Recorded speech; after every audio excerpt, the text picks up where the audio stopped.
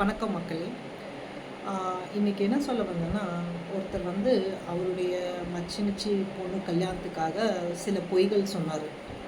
அதாவது அவங்க வீட்டில் ஆல்ரெடி ஒரு பையனுக்கு கல்யாணம் ஆகிருக்கு. 2வது பையனுக்கு இவங்க பொண்ணை கொடுக்க போகிறாங்க. அதுக்கு இவர் என்ன செஞ்சாருன்னா, அந்த முதல் மருமகளுடைய வீட்டில் பேசியிருக்காரு, என்ன ஏது எப்படின்னுட்டு.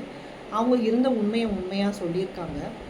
பட் அவர் வந்து திருச்சி ஒன்றுக்கு 10 பேசி அங்கே ஒரு மாதிரி பேசினார், இங்கேயும் ஒரு மாதிரி பேசி அந்த பெரிய மருமகளுடைய வீட்டுக்கும் இவர் சம்மந்தம் பண்ணக்கூட வீட்டுக்கும் பிரச்சனையை உண்டாக்கிட்டு இவர் வந்து இவங்க மச்சனீச்சி பொண்ணுக்கு கல்யாணம் பண்ணி வச்சுட்டாரு.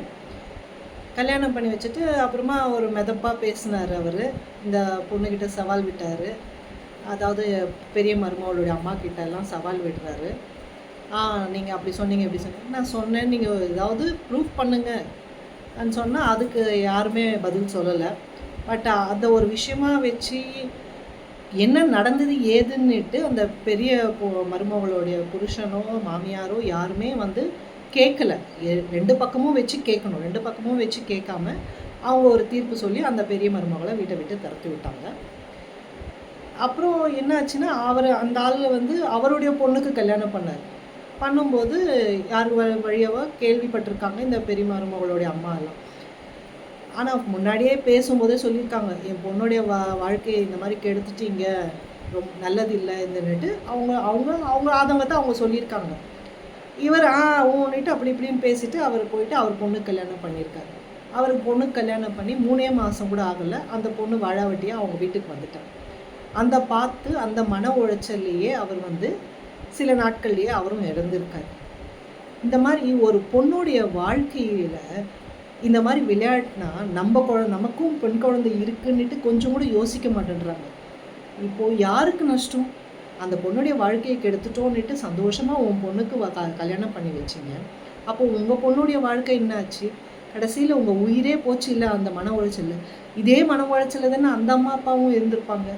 இன்னொரு உங்கள் மச்சனிச்சு பொண்ணு கல்யாணம் பண்ணணுன்றதுக்காக இன்னொரு பொண்ணுடைய வாழ்க்கையில் விளையாடி உங்களுடைய பொண்ணுடைய வாழ்க்கையே போச்சு. இந்த மாதிரி கர்மான்றது கண்டிப்பாக இருக்குது, கடவுள்ன்றது இருப்பார். அதனால் தயவு செய்து யாருமே வந்து நமக்காக சுயநலத்துக்காக அடுத்தவங்க வாழ்க்கையில் விளையாடாதீங்க. நிறைய பேர் இந்த மாதிரி பண்ணிக்கிட்டு இருக்காங்க. விளையாடாதீங்க. இப்போது அவர் உயிரும் போச்சு, அந்த பொண்ணுடைய வாழ்க்கையும் போச்சு. அதை நினச்சி இவங்க ஐயோ பாவமாச்சேன்னுட்டு இப்போ யோசிக்கிறாங்க.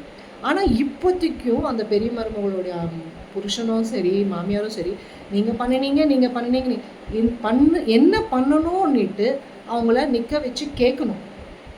அதை கேட்கவே இல்லை. தப்புன்னா 2 பேரையும் நிற்க வச்சு பேசணும், கேட்கணும். 2 பேரையும் நிற்க வச்சு பேசாமல் கேட்காம ஒரு பக்கம் பேசுறது ரொம்ப தப்பு.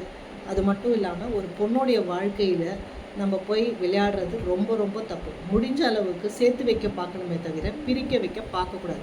பிரிக்க வைக்க பார்த்தா அந்த கர்மா நம்மளை வந்து திருப்பி அடிக்கும். இது உண்மையில் நடந்த கதை. இது உண்மையாக நான் சொல்கிறது எல்லாமே உண்மையாக நடக்கிறத தான் நான் சொல்கிறேனே தவிர பொய்யான திரிச்சதெல்லாம் கிடையாது. அதனால் தயவு செய்து இனிமேட்டுக்கு அடுத்தவங்க வாழ்க்கையில் விளையாடாதீங்க. முக்கியமாக பெண்களோட பாவத்தை சம்பாதிக்காதீங்க. தயவு செய்து பெண்களோட பாவத்தை சம்பாதிக்காதீங்க.